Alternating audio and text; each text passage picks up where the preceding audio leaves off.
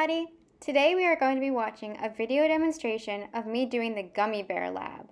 Like any good scientist, I am going to be following the steps of the scientific method. In your handout from today's class, please answer the questions as you watch the video, and have it submitted by the end of the period. The first step of the scientific method is observation.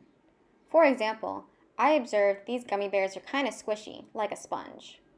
The second step is to ask a question. Our experimental question is going to be, what happens to gummy bears in different types of liquids? The third step of the scientific method is creating a hypothesis, or a prediction for what you think is going to happen. In your handout, write down what you think will happen to a gummy bear placed in water for 24 hours.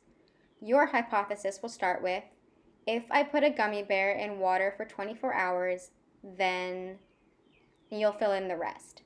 Pause the video while you do this and start playing it again when you are done writing. Have you written down your hypothesis? Good. My hypothesis is this. If I put a gummy bear in water for 24 hours, then it will get bigger. Let's see what happens.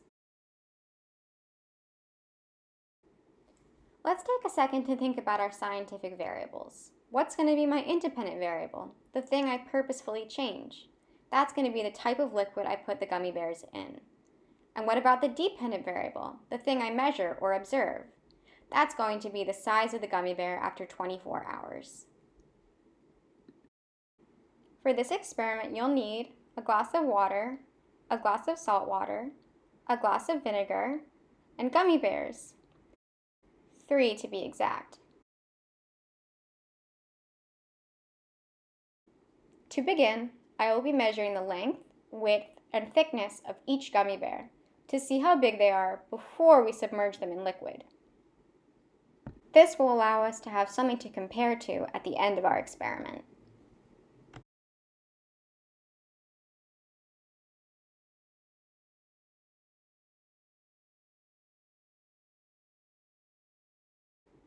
Now it's time for our gummy bears to go for a swim. I'm going to put one gummy bear in each liquid and wait 24 hours.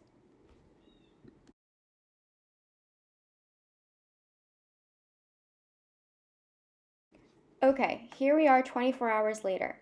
I'm going to take out the gummy bears and make some more observations. They definitely have lost some color, probably just the dye leaking into the water. But they also seem to have changed size. I'm going to measure with a ruler again to check. As you can see here, the gummy bears that were in plain water and vinegar actually got bigger, while the gummy bear in salt water stayed the same size, and maybe even shrank a little. Let's think about why this happened. It's due to two processes called diffusion and osmosis. Diffusion is the process of particles spreading out from an area of high concentration to low concentration. Imagine you have a lot of particles squeezed closely together. They are highly concentrated in one location. Those particles don't want to be so close to each other, so they will spread out in order to have equal amounts of room, so that they are in areas of low concentration. That's all it is, the process of diffusion. Take this example. I'm going to put a drop of ink into a glass of water. Although the ink particles start out clumped together, they will soon spread out until the particles are evenly distributed throughout the water.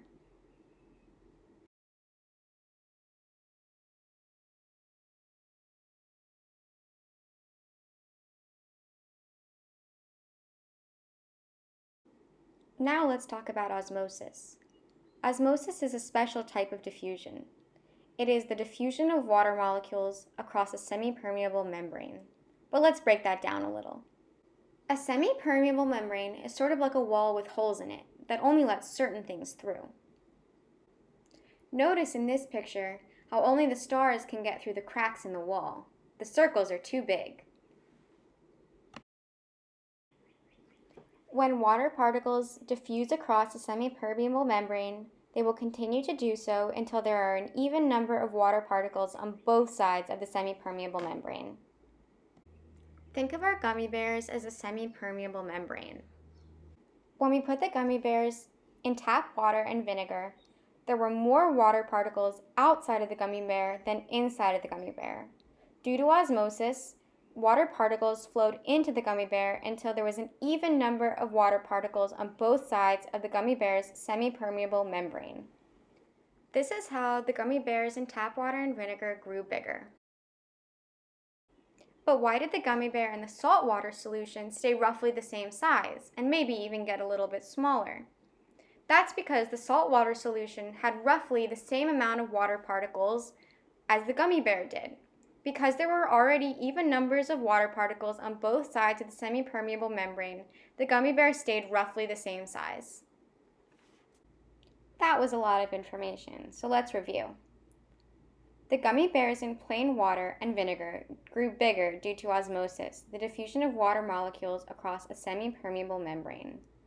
Water particles flowed into the gummy bears until there were an even number of water particles in the gummy bear and in the surrounding liquid.